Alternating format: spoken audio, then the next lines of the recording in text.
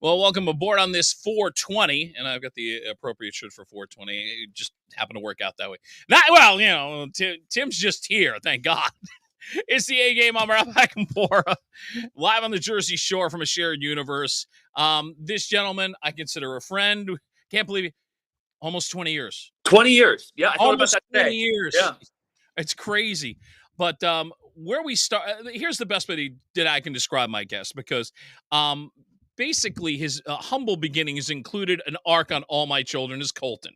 And that arc, unfortunately, got a little effed up because Jesse McCartney, who he spent most of his time on screen, suddenly went from teenager to 26 in a matter of a week. And a pop idol, too. Don't forget that he also became a pop idol. He did become a pop idol. He was recently on The Masked Singer, as a matter of fact. Good for him. Did he win? No, I don't think he won. Oh, Jesse. But the most people know him from, we're going to go photo number 1 first, Colton, because when he appeared in Rocky Balboa, and that was one of his moments there, but as he is openly admitted, and now you can go to photo number 2. There you go. He was Robert's best friend, or I should say, Baby Rocky. Baby Rocky, that's right. He's still my best friend. I hope he's doing well. I hope. Yeah, you think? You know, he had the. What was Milo's doing okay for himself. Milo's doing just fine. Thank you very much. And so is Jesse. Yeah, so yes. Jesse McCartney. I like to think that everybody works with me just goes right off into the stratosphere. Well, excuse me. You've worked with Jason Statham and Chris Sarandon. Hello. And then they got really famous after they worked with me. They got more famous. Actually. They only got more famous, right? Well, Jason Statham definitely, because you did a film about 10 years ago. Come to think of it, so you did 10 years ago. Good Lord, this business flies by. Yeah, that was that was fun. Everybody was cool. Yeah, everybody was great. Everybody's fun. I love that first picture of me pointing at my smile. I gotta go back to number 1. Whoever got that dynamite freeze shot. That was a dynamite freeze shot. I'm like going, yeah, you can tell. It's like, oh, my nose looks amazing. Look at that thing. Wow. Well, some days I have to check that thing in as extra baggage on an airplane. Oh, shit. Come on. Look at that thing. Okay, Connor, take it down. Yeah, Connor, take it down. Connor, you're in for a workout with me and Tim Carr today. Trust me. This is going to be off the hinges. I fully expect it because I expect nothing less of Tim. That's right. Proof of that, this is his 3rd time on. I want to go back. First time, it was, thank you, by the way. You came on like one of the first 10 episodes, and you were right away. Dude, yes, oh, come on. Not a problem. I appreciate that. And then to show his craziness, I tell him, hey, we're going to do a roundtable Christmas discussion. He's like, sign me up. Connor, just to go back, this is kind of what it looked like. And there was Christian Cordes, who is Prince B's son from PM Dawn. Yep. And then this moment happened. Hit it. So our last names both start with C. We could both be Prince C. If you want, we could do that. That's very true.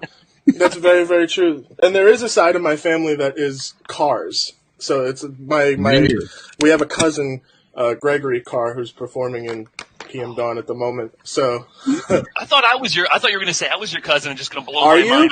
Are you, man? Well, welcome. Related, man. Imagine if you were related. That would have been a mind blow. Since then, I took a 23andMe, so I'm waiting, Christian. I'm waiting. Absolutely. Yeah, you used one of Prince B's phrases as a tagline for one of your films. Reality used to be a friend of mine. It's such a good line. It's so good. It's such a good song. It's such a good line. And I think Christian was glad that I went for a deep cut. So, yeah, absolutely you did. So I'm clearly going to be invited on the tour now. So Well, if Christian's going out on the road, which is distinctly possible, I think you'll get the invite for sure. I hope so. I texted him the other day. I was in a grocery store because that's what all cool people do now. And there was a jam. There's an PM Dawn jam on. And I was in the like the soup aisle, which is the coolest aisle. And it was hot that night. If anybody was out there, you saw some moves. They came for coupon day. They got moves. What I do. Yeah. And here's the other thing. I got to put up photo number 7 for a second, Connor, because it is this unit of Jackie and the boys, who, by the way, put up with this man's craziness. Right. And I got to say, Jackie, you're getting sainthood. you got the trip to heaven marked down pat, no doubt about it. Oh, totally. She's had that from the get-go. But yeah. But more so now, brother. And those two are wild men too. So it's pretty popping around here. Do If they you've ever seen Animal House. Oh God. Do they have aspirations of following in your footsteps and try the acting thing? Oh, that's a good question. Not right now. They're both goofballs. So we'll just see where that goes. It's like, oh, you're a goofball. You've qualified. They both have great senses of humor. So, I mean, any which way that takes them, I'll support. I was about to ask you because you know how hard this road is and you've seen the peaks and the valleys of it. So I know you'll give them great advice, but I'm glad to hear they'd be, you want to do it? Do it. Do it. Right. But it can be. And then when it gets heavy, you call me, that's always going to be, that's my rule for anyone. If it gets heavy, you just call me.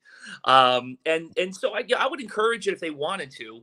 Right. But I've seen child actors, I've worked with child actors, Jesse, and Jesse he would finish his film day and then go play with, his boy band, cause they were opening for Oh, that's because he had the song Beautiful Soul. Yeah, he had that song Beautiful Soul at that point. Even before then, he was in a band called Dream Street. Oh, I pulled that one out. Wow. He was in a boy band called Dream Street. I remember that.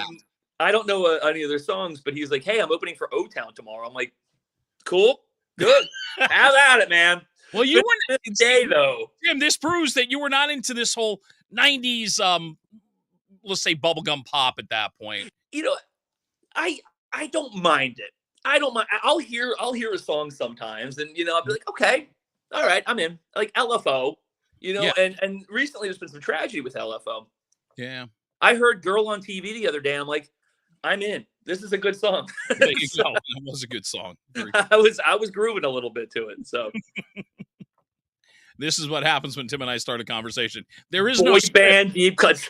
Yes. Everyone's at home. They're not even talking about NSYNC. Come on, man. We're not going to go there. Come on. No, we're going deeper. Yes. We bring our A game on the A game. That's what it's all about, man. That's right. And I'm glad to have Tim here for a couple other reasons. You have a new project. You have one old project that's getting some new life and a new project that you are getting out there. You just went to LA to kind of feature it a little bit. What's the latest with the Grounders? We're going to play the little trailer that you have, a little sample so people get an idea of this. But I'm going to say right now, this is sort of if Law and Order met Men in Black with a comedy script. Woo! I loved it. I love that. That is, first of all, thank you. The Grounders has actually been, it came from the mind of Jacob Stargrove, and he and I worked together on a film called Down with the Boogie. Mm-hmm. And Down with the Boogie is notorious for me completely signing on to do it on page 7 because the way this man tells a story, right. He gets excited about the stories. He is so creative and he tells a story from a different angle. Mm-hmm. And it was on page 7 where it was like the boogeyman buys someone an ice cream cone. I was like, I am in. I will sign the contract tonight. Let's go. Beautiful. So that came out, and that was a fun movie. And then Jacob came to me last year, and we've been talking about the Grounders for years. This has been a passion project of his for so long. Right. He's just, the way his mind works, he's got these universes with multiple characters, with multiple arcs and multiple backstories. So talking to him is just diving down these wonderful rabbit holes of imagination. And I'm just waiting for him to text me. Thank you. Waiting, Jack. Come on, man. Just waiting for the rumble of my phone. The best way I can describe it, it feels familiar, but it's not familiar. That's the interesting part of it. You can see the comparables where it's like, you're goofing on Law and Order a little bit with this, but in a nice way. And there's that reference. It's a subtle reference to Men in Black. It's not fun.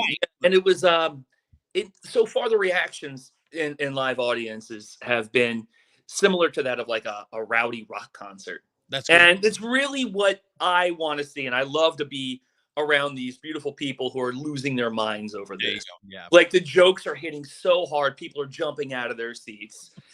People are dancing. People are screaming. There was a gentleman the other night. I wanted to get his number because I just wanted to I wanted them to know that I appreciated him, losing his mind for an hour straight on these 2 episodes that everybody saw. It's been so much fun. And when it gets out there, I'm just going to have to come to everyone's house and watch it with them so I can keep seeing these reactions. So I'll bring cookies. I'm a good guest. There you go. But I think it's been a pleasure to really watch the reactions, and that's really been the treat. Plans to be you see this more as episodic and going maybe to streaming? Yes, I think it would, especially the way Jacob has this planned. He has got 10 seasons mapped out. Wow. Just 10 seasons, just ready to go. And he's already got them ready. He's got an arc and everything, and even I don't know what happens. So that's what's exciting about it, because I'm like, I could die anytime here. And so it'll be a shock to me too if it happens, everyone. Right. But he's got a great imagination. He's got a great creative process. So this really could go a really long time. Right. And speaking of the subtle humor, I mean, as a DJ, as you know, when I heard your main character was Billy Ocean, I went, "Are you kidding me? Really? Korean Queen, really?" When I saw that, I don't even think I read a page, because when you get a script from Jacob Stargrove, right, I compare it to a birthday present from like that aunt that really gives good presents. Okay, so you're just holding on to it, and you're like, "This is going to be good. This is just going to be good." You want to tear it up and get into it. Right. I signed on to it. I probably didn't even read a word. I just based on your previous work with him, you just knew it's like, I trust you. I trust you. And this has been his baby. Like, this has really been his passion for a really long time. And it's been in his brain for a long time. So I knew when it was time to go, it was going to be time to go. And I even say that. I'm like, when you want to film something, just let me know. Just put me in the direction. I'm there. So good stuff with Tim Carr. Billy Ocean. That's my character. Yeah, let's take a look at Billy Ocean and the rest of the cast. Here's a little sample of the Grounders here on the A Game. Check it out. In a world, monsters are real. Seriously, I can't. This is why they don't hire us any. Monsters are real. An underground government agency known as the Creature Control Agency are here to stop the evil monsters with their elite teams. But there's one team. Danny. Yeah, bag.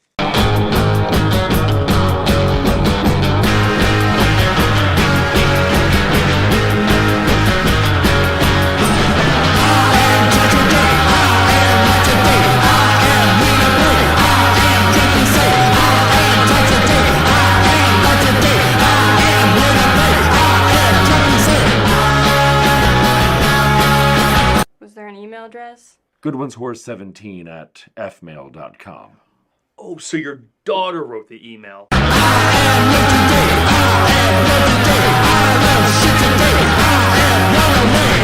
You done pissed off Clint now.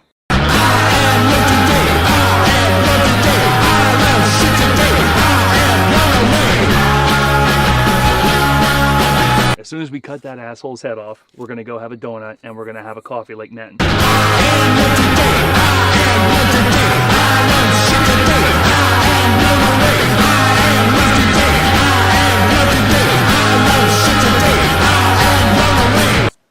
Well, we are known as the Grounders.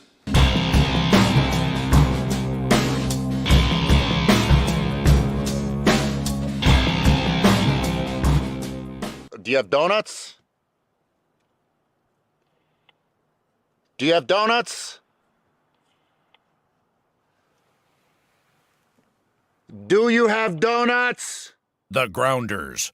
Hire them. I could use the work, too. Man's been on the road promoting it, and that's why I got Tim Carr here on the A Game today. And by the way, the announcer guy, that's the same guy that's doing the damn Reese's commercials. Is he really? Yeah, I recognize that voice distinctly. Not sorry, Reese's. I'm like going, damn. All right. There we go. And Adam Way at the end was saying, "Do you have donuts?" Right. You know this. He was in the Billy Ripken movie. He was Billy Ripken. Yeah, Tim is not afraid to go after sports people. I mean, he did a short film on Billy Ripken, and give me photo number 3. This got him a lot of attention, even appearing on the NFL Network on ESPN and really getting the film out there as much as he could. Got great reviews. I don't think Leaf was too thrilled about it, although now here it is 15 years later.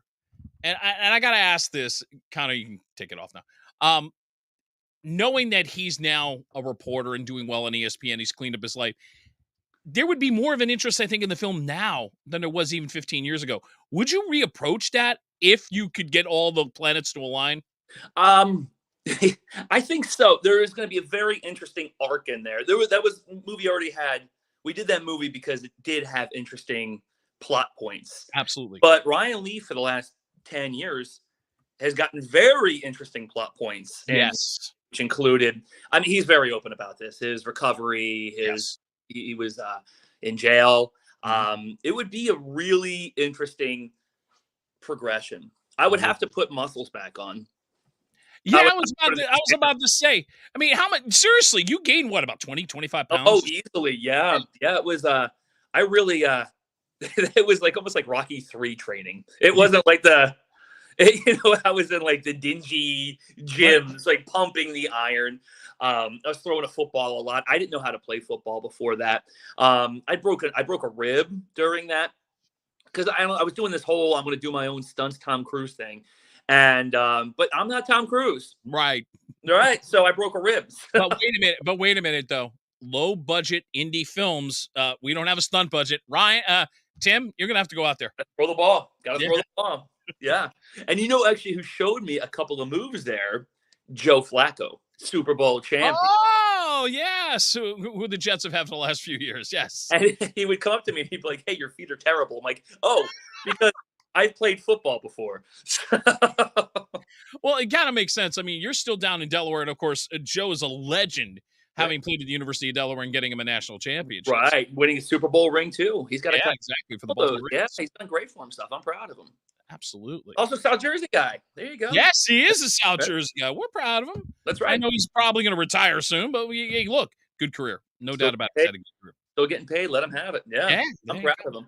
I keep my fingers crossed on that because I really think that if you revisit it and did it again, it could be even a more complete film. Although for what it was for during the time to get Ryan Leaf's life out there and you were getting a lot of attention, it was a really well done film.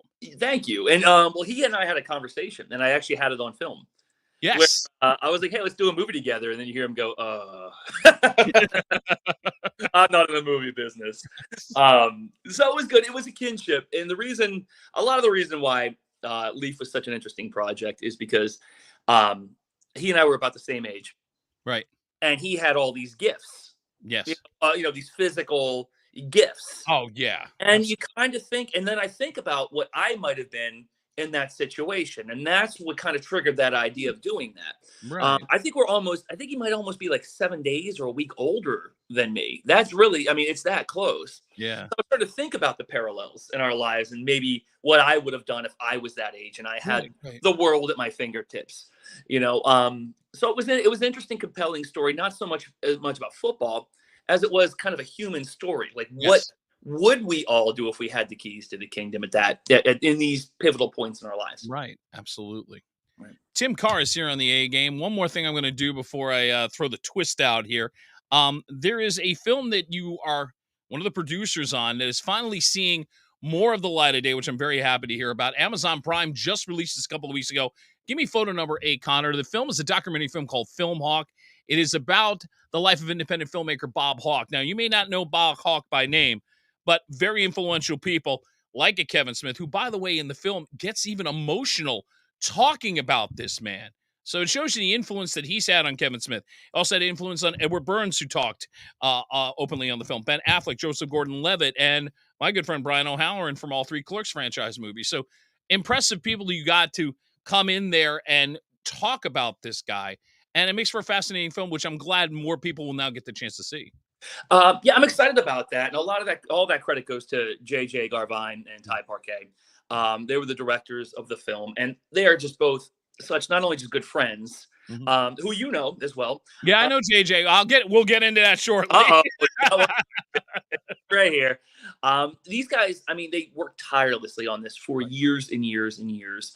And that's always the thing I always have the utmost respect for documentary filmmakers.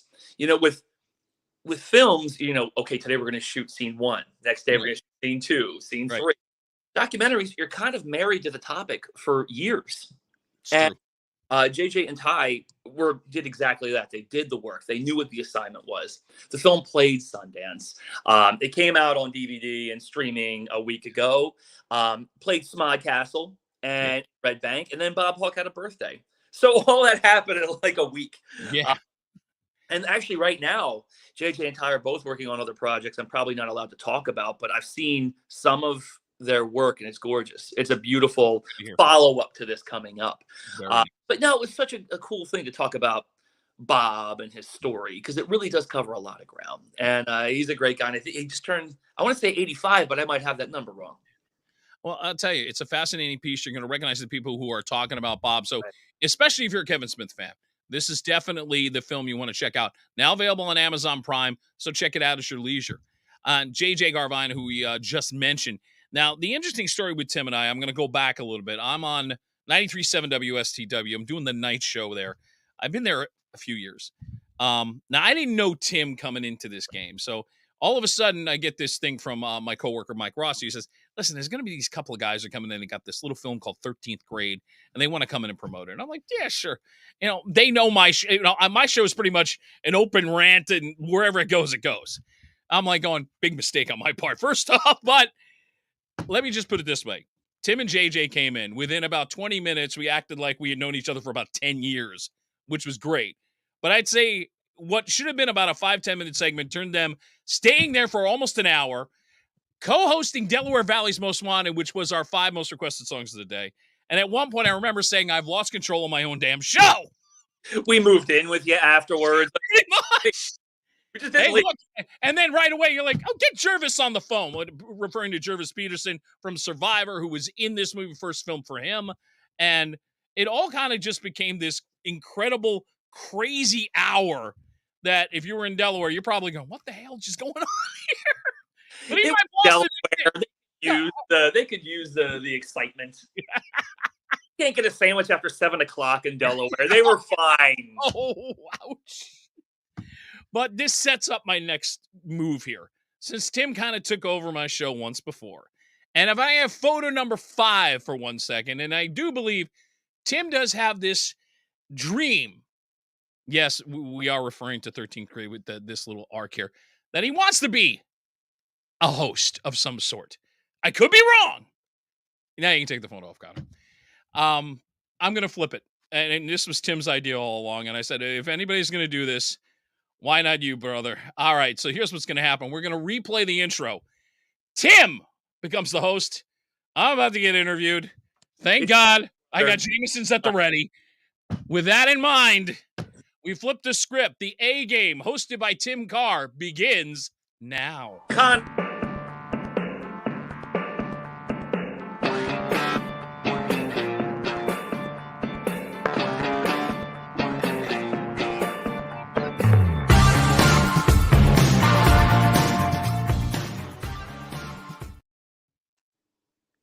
Thank you, Connor. Wow, that was a good intro. Welcome to the A Game podcast. I'm Tim. I'm here with A Game. Rob, welcome to the show. Thank you. It's nice to be on my show. This is going to be awkward. I love it. See, I don't really want to host podcasts.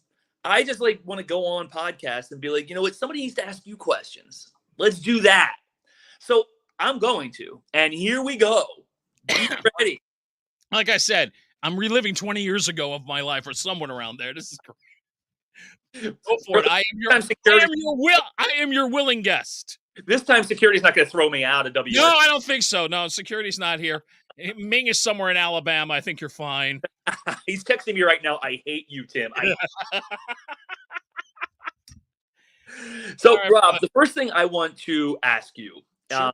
First of all, I have to give you so much props because you have this incredibly great radio voice, but it's also incredibly warm. You're not like an evil sounding, this is the radio, welcome. You have a friendly, voice. Now, my question for you is, did you want to do radio before your voice changed and you got lucky? Or did you wake up one day and, the night before you were like, good night, everyone. Next morning, WSCW is #1 for weekend fun. Did the radio come because you had a great voice? Or did you always want to do radio and then you just happened to ease into a great voice? I think I got lucky in the sense that when I was in college at Catholic University, they had, a little radio station that had like maybe 10 watts. And they were looking for people to kind of volunteer and go on the air. And I always had thought about it. I'm like, oh, this will be fun. And instead of being just doing one show a week, I became the voice of Catholic University football and basketball for 3 years, had 2 shows on the air. And still my head was saying, no, this is not what I'm going to do. I'm going to get my business degree. I'll get my math minor. I'll go on with my life. But something told me literally about a week before graduating that I can't do this. I got to try this. And I'm glad I did. I mean, I have no regrets. No matter what happens in the rest of my career, I can't regret that decision and say, hey, I took a stab at it. But early on, no, it really wasn't until college that I realized, wait a minute, I guess I'm really meant to do this. That's beautiful. And I would have paid good money for you to be a math minor and you with that voice being like, and the Pythagorean theorem is... Yeah, meanwhile, I bore everybody to tears on that. It's like... Not in a million years, you'd be so entertaining. I would listen to rhombuses and parallelograms all day out of you, my brother. So I do want to talk about your career because it is incredibly versatile. You've always adjusted to what, and you just even mentioned that now when you did college radio, parallelograms. You've always evolved with your work.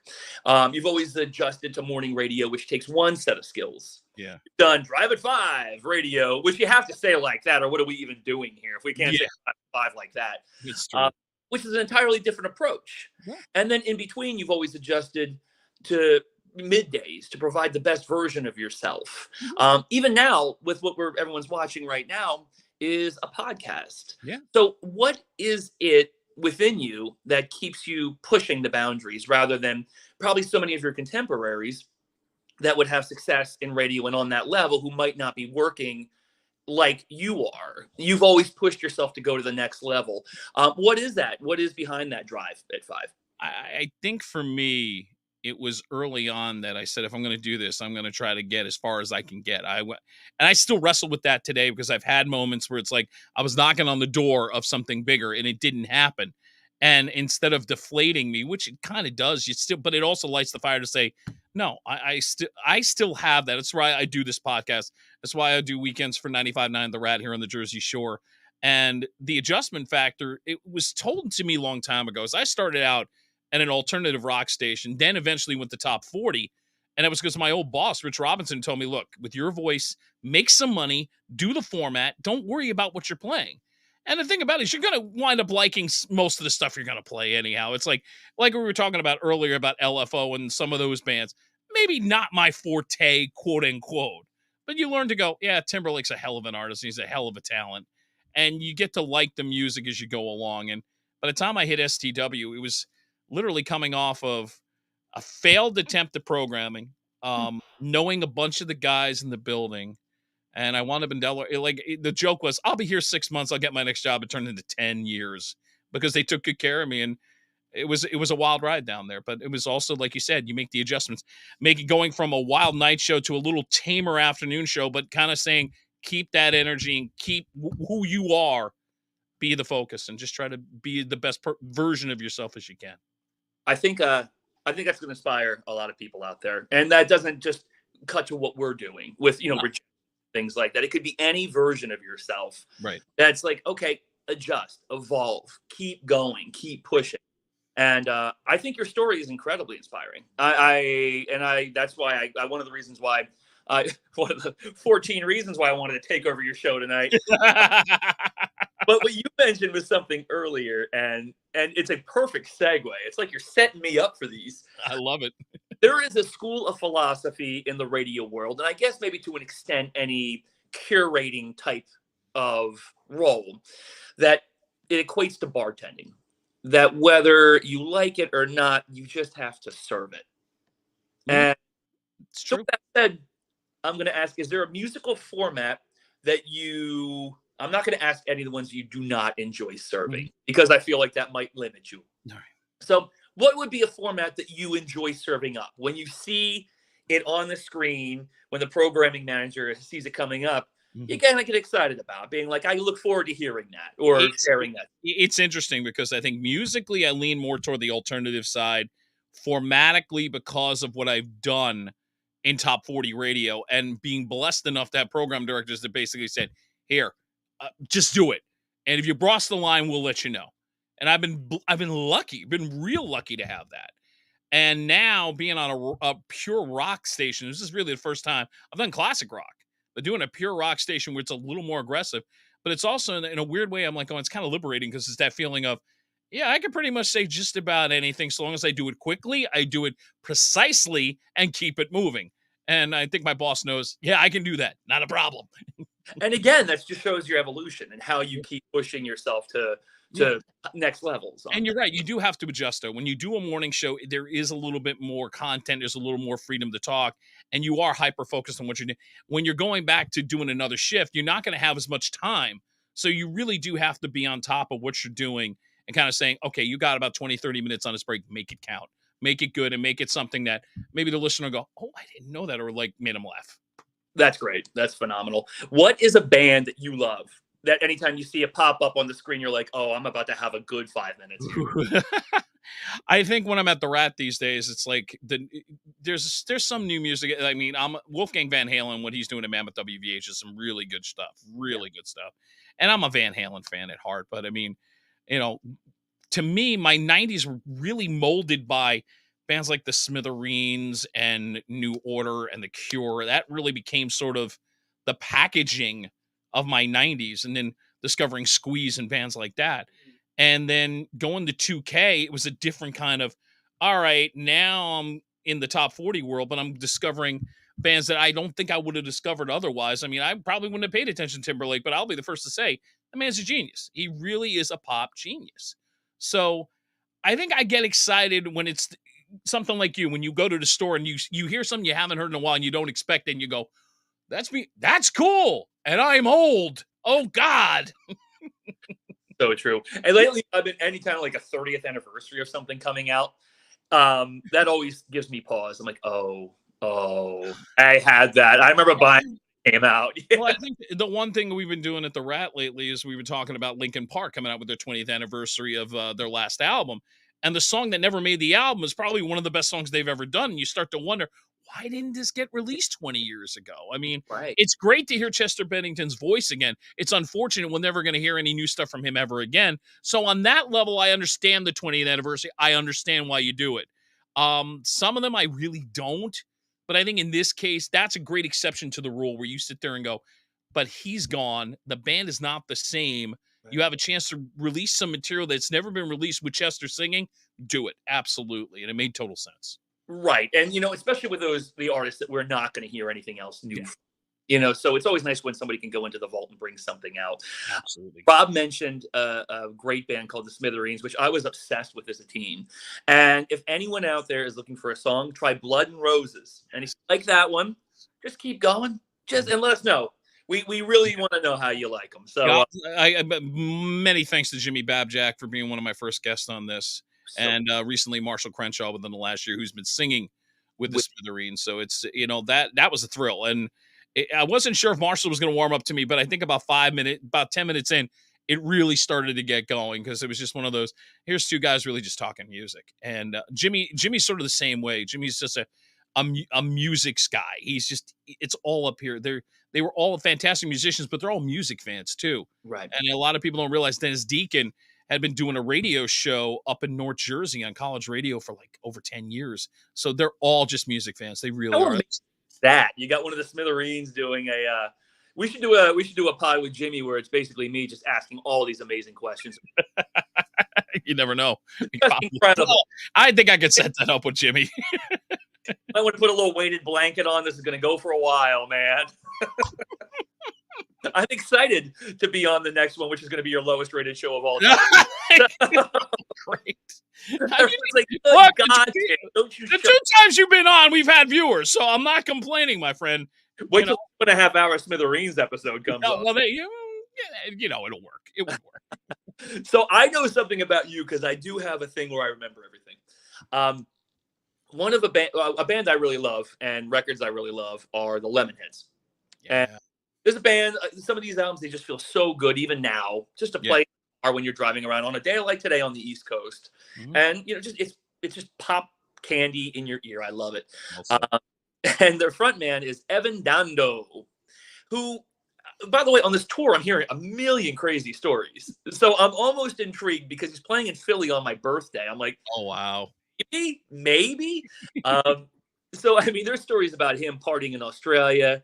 To recently, he lost a wallet and they found it at a Walgreens. And yeah, that one, I didn't hear that. That's wild. Show his appreciation for them. He serenaded a Walgreens. You're going in for some dental floss. That sounds like the Lemonheads. What? You're like, why? Well, I'm hearing Lemonheads covers right now. Why? How? Just want some shaving cream, man. Scooch. So you've got a picture with Evan Dando. I don't think it's from a Walgreens, but there is a story behind that. Evan played our Christmas show. That's probably the big thing with Evan Dando. WHTG, which, by the way, they just did a documentary on our old radio station. God bless Brian Johnston and USA Today for doing that. It was wild to go down memory lane with all that. But when we did our first Christmas show, which was like 90, I'm going to say like 92 or 93, Evan came and played solo. I mean, he was one of our guests. We were doing an acoustic Christmas, basically. We called it the Snowball. And we had all these acoustic acts. Only one could plug in and play electric. That was the Soup Dragon. So it was like, it blew the doors off at the end. But Evan goes on. And it's interesting. Evan's a little trippy. I mean, there's no other way to describe it. So the stories that I'm hearing that you told me, I'm not shocked. Right. It's just so crazy. But he's a cat that's like on a planet that I go, hey, this must be a nice place to visit. But you know what? Was very, very good to all of us. You know, very cordial, very, very humble, and be like, hey, no problem. You know, it goes out there, plays all the songs you would expect, played some songs we knew, and he broke into Mrs. Robinson, his cover, and then the crowd loved it. So, you know, he is a talent that I think, I don't know if he wanted the stardom he did. I think he was happy being the singer-songwriter, and then all of a sudden the success happened, and it was sort of like, I don't know if he was ever comfortable with it, is the best way to put it. Interesting, because he's got that chiseled jaw. Like, that dude was going to catch on immediately. Oh, no. He was sort of the alterna hunk at that point. You know, the good-looking guy in an alternative band. No doubt. He had that. Right. So everyone at home, if you're looking for a Lemonhead song, I don't know. What do you think? Confetti? Into Your Arms. Into Your Arms. Great. Yeah. It's About Time. There's a lot of another good one. Records will keep you real good for a while. Yeah, absolutely.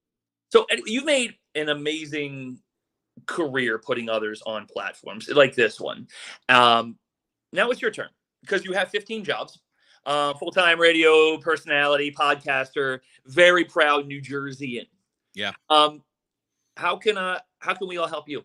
What can we help you out? How can we turn this back on you to support you? I look at it from the perspective of I'll call out Peter Dobson, who I know I'm hoping that I'll do some work with him in the future. I really would like at some point to score, basically do the soundtrack to a movie. Ooh. At some point, that's something I've been close to once or twice. If it happens, I'll check that off my bucket list. Other than that, it's weird. I've never really had the drive to be an actor, but on my bucket list is like one speaking role in a movie. I want to do it just so I can say I've done it because I've been in 2 documentary films by accident. And now that I've been in those, it's like, and people will go, you were the DJ in the Ramones documentary. I'm like, you watched that? Oh, okay, cool. The one End of the Century? You got it. I own that. I'm going to watch it again tonight. Go in, about an hour 17-ish in. It focuses in on FM 106.3. At that point, you're going to see a guy who looks a little like me, a little thinner, and has hair. I missed that. I watched that documentary. I own it. So. Oh wow, you gotta check that out for sure. That's up. just like kind of almost an antidote to the Evan Dando story, where it's nice to hear that people's music that you really respect and love are happy and friendly, which was Evan Dando. When you watch Ramones documentary, which is a band I love, I mean, they're probably top 3 for me of all time. And when you realize they all hate each other, and they've hated each other pretty much the entire time, it is a very sobering documentary. I would hear 53rd and 3rd and sing along. And the funny thing is, Joey was always the nicest person going into an interview. I mean, he would talk about just about everything, and huge music fan. And by the way, if you do own that, there are some extras, and there's an expansion of the interview with Joey and I that we actually stumbled into this conversation about Springsteen, which didn't make the movie, but it was fascinating. The last thing I expected him to be talking about was Springsteen, but talks about, how much he admires the guy. So, I mean, Joey was always a very good music mind, always knew all kinds of music. And I think that's the thing I respect Joey the most about, that he was always a music fan. He really was. Wow. I'm going to watch the heck out of this again. I love them. The documentary is so well made. It is. It really is. It's one of the best rock and roll documentaries ever. And it's not because I love the Ramones. It's because I wanted them to be friends at the end. Like, you want bands you love this much to like each other. You wanted the happy ending, and you didn't get it, unfortunately. Yeah. Certainly did not get that in any kind of way. But I could listen. I think the Ramones are one of those few bands where I'm like, I can't name a bad song. No, I mean, they 2.5 minutes of pure, as I say, punk and pop coming together. They mastered it. And 2.5 minutes, that's like their Stairway to Heaven. Like, those 90 seconds. This is true. I love them. And again, since we're recommending songs to everyone at home, any Ramones song, any of them, they're all perfect. They're great. They're a beautiful band. And I'm gonna write down 50 million Ramones to ask you some other time. So is that kind of what you like to look forward to doing next? Maybe putting together a soundtrack, or is there something that maybe getting back into the radio full time? But if I somehow can take this format, and I feel like I'm getting better as an interviewer, if I can find a way to pitch a Netflix or an Amazon Prime or somebody along that line to kind of say, hey, look, and jokingly just call it, it's another damn talk show, but you know what? It's a good talk show, and you should know about it. And Tim just went black. There, sorry. That's okay. Spaced out. No, that's okay. But it's like, we can't lose the host. We can lose the guest. We can't lose the host. But yeah, I mean, there's a couple of ideas. I mean, look, if you told me 3 years ago I'd be approaching my 100th episode of this, I'd be like, yeah, you're crazy. Please. That's amazing. It's amazing. But it also does speak to your interviewing. And you just mentioned that you were getting better as an interviewer. I disagree. I think you've always been a great interviewer. I think you've always had a way of making everyone comfortable. I've been in this seat. I've heard others be in that seat. And you, like I said, you have a way of dealing with all kinds of personalities and all kinds of people that are coming in. And you've treated them all with respect, and you've adjusted to them. And I know we kind of keep going back to that, but you've always adjusted yourself to whatever the assignment is. And I think it's a combination of just doing a little bit of homework, but also listening. I think it's what happens with some interviewers. They do too much homework. I mean, for me, it's like, I want it to be a conversation. It's like, it's easy for us because we're friends and everything, but that's the flow I'm trying to go for with every one of my guests. I'm not going to get it right all the time, but eventually it will stumble into that. And it's like, whatever notes I have, and I'm the first to say, a couple of notes here, but it's like, am I really using them at this point? No, don't write notes for me. Holy Moses. Don't do that. No. But again, that's just work ethic at that point. Anybody I'm interviewing, I'm going to have little crib notes, but I'd say about 5-10 minutes in, it's like, okay, that's taking a back seat, because it's like, now you're into the flow, you're paying attention. And hopefully within about 15 minutes, you got the person in and you're kind of going, all right, look, we're just talking. And, I've had, some lovely compliments from so many people, and I'm blessed that way, without a doubt. Right. And you should keep it going, even if it's an interview show or, remember when Jon Favreau had a TV show where he sat down at dinner with people? And I thought it was a brilliant show. Dinner for Four. That was a brilliant show. I think you'd be great in something like that. And we get some free food. Yeah, please. Wouldn't have a problem with that at all. So to finish my side of this interview, I have something that I just made up when I was on Santo Marabella's podcast called The Practical Prof. And it's called Tim's Comfort Speed Round. Oh! Connor, play the song. I'm just kidding. There's no song. Connor's like, oh no! Connor's freaking out. Like, oh, what? And Connor started singing. What? Okay. Okay, rapid fire. Bring them and let's rapid fire comfort questions. Okay. What?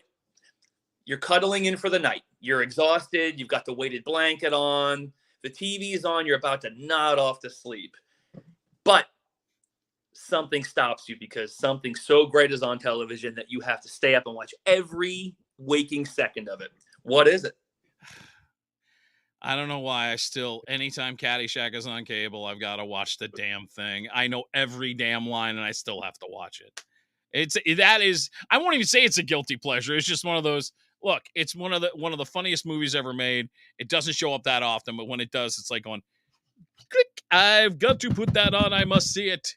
The universe is smiling on us and they want us to watch that movie. I get it. It's a great movie. It is. What is something that is guaranteed to make you laugh? It could be anything. It could be, a sound, somebody tripping, anything that makes you laugh. Usually what makes me laugh, it's like some of the moments that have just happened on this podcast over 97 episodes. It's like in my head, I remember all the funny ones and you just sit there and go, how did that happen? You just, but it's hard. I appreciate so many different comedians for what they do. So, I mean, it's hard to pinpoint one thing, but I mean, if it's like a random thing, just in general, if I'm going along, it would be something like you're in the store, you hear a song, and I'm laughing because I'm going, that's the last song I expected to hear in this supermarket. I'm loving it and laughing at the same time, without a doubt. Amazing. What is your favorite dessert? Ooh, that's tough. It's a comfort round. That's what we're doing here. Well, I'm going to take this on two levels. I mean, it's like, it's summertime on the Jersey Shore. If it's time for the Coors twist of orange and vanilla, and Connor's like going, yeah. It's like Coors is the comfort. That is the comfort ice cream, and I'm an ice cream freak. But I will say this recently over Easter, and thank you, Melinda Sinatra, for doing this for me over Easter.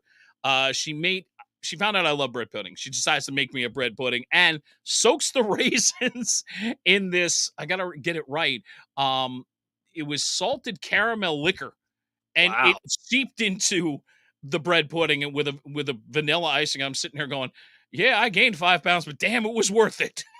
Worth every pound, man. Absolutely. Thank you. So all of our lives have soundtracks, whether you like them or not. If you were to tell your story of your life, there would be music that was intertwined with it. We all have them. If your life clearly has a soundtrack, what is a song or two that would guarantee be on it? 3 off the top of my head. Muse Uprising. Because somehow that has gotten me through the worst of times and the best of times.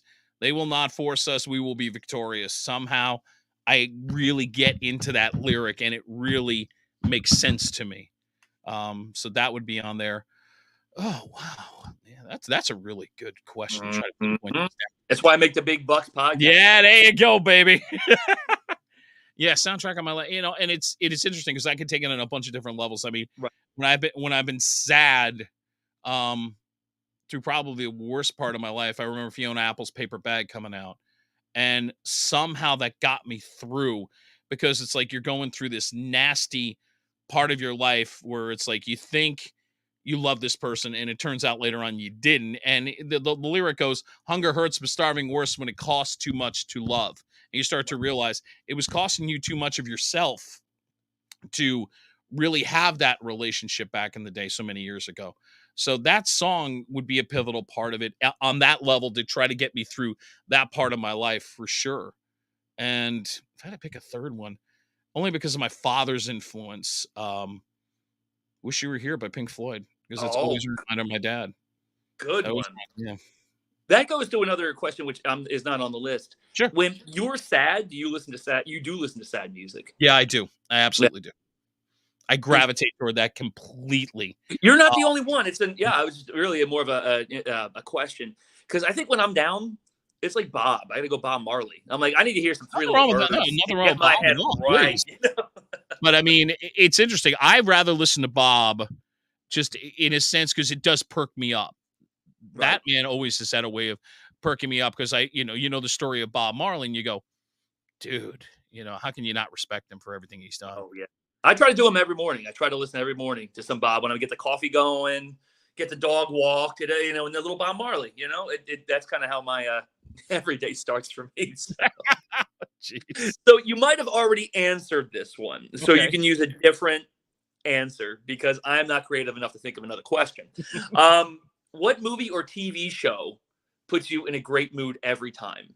Oh, God, TV show. That's pretty easy. And I want to thank TV Land for running it every morning for like 4 hours. Give me the classic first 3 seasons of MASH with McLean Stevenson and Wayne Rogers. I'm a happy guy. I mean, it's still some of the best television work I've ever seen. I mean, The Great Elliot Gold. Yeah. yeah. I mean, He wasn't in the show. Who? Elliot Gold wasn't in the show. No, Elliot was in the movie. He was in the right. movie. And he won an Oscar for it, I think. Yeah, well, he definitely was nominated. I remember that. I mean, Right. to take that movie and turn it into the show that it was, I mean, it's a credit to everybody. And I have nothing against Harry Morgan. I have nothing against Mike Farrell. I mean, the first couple of seasons of them were entertaining, but those first 3 seasons are still just the best. In my mind, some of the best TV you're ever going to see. And it's funny, only recently I discovered 2.5. There's shows I'm discovering because of the pandemic and just life in general. Only recently discovered 2.5 Men, and I'm going, how did I not find that sooner? Is it great? I haven't seen it either. It's worth your time. I mean, some of the comedy on that, but Cryer and Sheen, the chemistry's phenomenal. They're just so good. They really are. Wow. I've never seen an episode, but I also just got yelled at because I didn't see How I Met Your Mother. So no, okay. You and I are on the same boat. Have never seen an episode of How I Met Your Mother. Sorry, blast me everyone later. stares at us. Everyone right now is staring at their screens to being like this. Why, yeah, right. Hey, look, I didn't start watching Law and Order till the pandemic, so shoot me for that too. I just started watching Peaky Blinders, and I'm glad I did. Wow, wow. So this wraps up the A game with Tim. I'm now going to hand it back to Rob. And this way I can finish this off in the proper fashion and say, by the way, we'll go back to the streaming, go back to photo number 8 on Amazon Prime. Please check this out. This is Tim Carr as a producer of this film called Film Hawk. It's a fascinating story. If you want to know who influenced Kevin Smith as much as anybody, this is the man. It is worth checking out. Check it out at your leisure. The Grounders is his new project. We'll be looking forward to finding out more. When it comes to streaming, you come back on here, we talk about it, and you'll come up with some other crazy angle. I'm sure. Oh, yeah, we're going to do something. It might be Ramones now. Now we're going to have a 6-hour podcast. Yeah, well, look, it's going to get to the point where it's like, you just got to come to Jersey and do it this way. Bring the family, and we'll make a weekend out of it. That's right. We'll do the whole thing. We'll go to the Jersey Shore. We'll go to get some Coors. It'll be great. I'm down. Always a pleasure, my friend. Thank you so much. It was good to see you, brother. Thank you. Thank you. That's a wrap for this week on the A Game. We'll be back in 2 weeks as the countdown to 100 continues. And follow me on Facebook, and also follow my YouTube channel. It's right there. All the information is there. Please give it a like and pick up the other 97 episodes. 2 of them have Tim in it. All the more reason. Until next time, take care.